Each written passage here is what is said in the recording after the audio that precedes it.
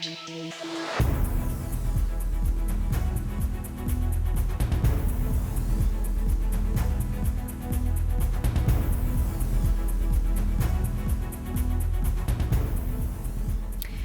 evening, I'm Diana Skaya, and this is Ukraine Brief on TVP World, where we bring you the latest news from Ukraine. Today marks the 1,293rd day since Russia launched its full-scale invasion of Ukraine. Monday brings another day of Russian attacks on Ukraine. According to the country's Air Force, Moscow launched 142 Shahid-type attack and decoy drones. Ukrainian defenses intercepted 112 of them, but 26 struck 7 locations. At least 6 civilians, including children, were killed, and more than a dozen others were injured.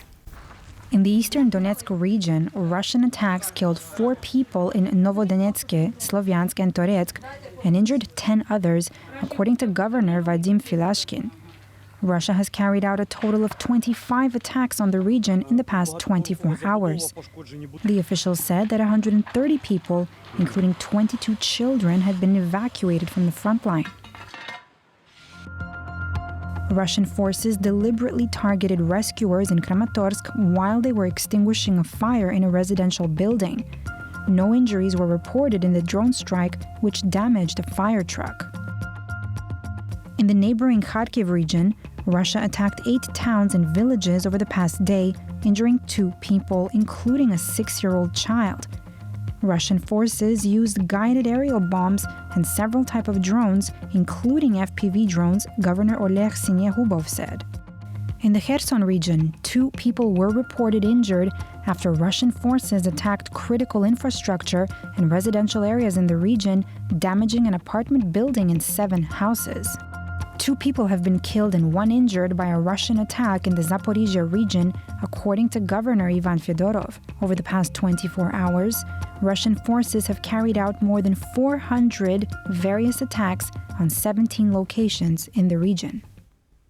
Emergency operations have ended in Kyiv following Russia's attack on Sunday, which claimed the lives of at least 5 people and injured more than 40 across Ukraine.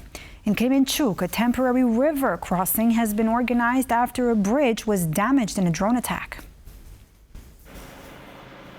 Emergency and rescue operations in Kyiv's Sviatoshinsky district were completed today after a massive Russian strike hit a 9-story residential building, killing 3 people, including a mother and her child, and injuring at least 11 others. First responders managed to rescue 7 residents.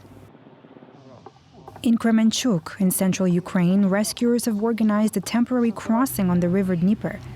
Footage shows rescue workers providing first aid to a woman and child after the city's bridge was damaged in Sunday's Russian drone attack. Traffic remains blocked as urgent repairs are underway. The wave of attacks on Sunday also damaged the main building of Ukraine's cabinet of ministers. It was the first time this government building was hit by an enemy attack, including the roof and upper floors, said Ukrainian Prime Minister Yulia Sviridenko. The Russian army used an Iskander ballistic missile to strike Kyiv's cabinet of ministers on Sunday night, deliberately targeting the heart of Ukraine's government. In a post on Facebook, the EU's ambassador to Ukraine, Katarina Maternova, shared pictures showing large fragments of the actual missile.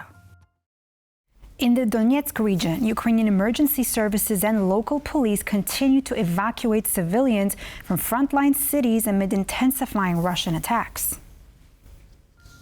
Rescue workers from the Phoenix Evacuation Group, working alongside police, volunteers, and local authorities, used an armored vehicle to evacuate 39 people from Kramatorsk over the past week. Emergency teams visited more than 100 homes, urging residents to leave, though many still refuse to abandon their homes despite the growing danger. Officials say the recent Russian strikes have sparked a sharp increase in the number of people seeking evacuation, but the risks for rescuers have also grown. Under shelling, police managed to evacuate 9 people in the latest operation, taking them to safer regions. Authorities continue to urge residents not to delay leaving frontline areas. European Council President Antonio Costa says that future sanctions against Russia are closely being coordinated with the United States, which is also fully committed to supporting Ukraine's future security guarantees. The United States remain engaged, supporting Ukraine, and is committed to support future security guarantees to ensure a lasting peace in Ukraine. What we are doing now with the United States is coordinating our efforts to align our sanctions to be more effective and to put more pressure on Russia and President Putin to finally accept to come to peace negotiation talks with President Zelensky. And that's all from Ukraine for now. Stay with us here on TVP World and tvpworld.com for more.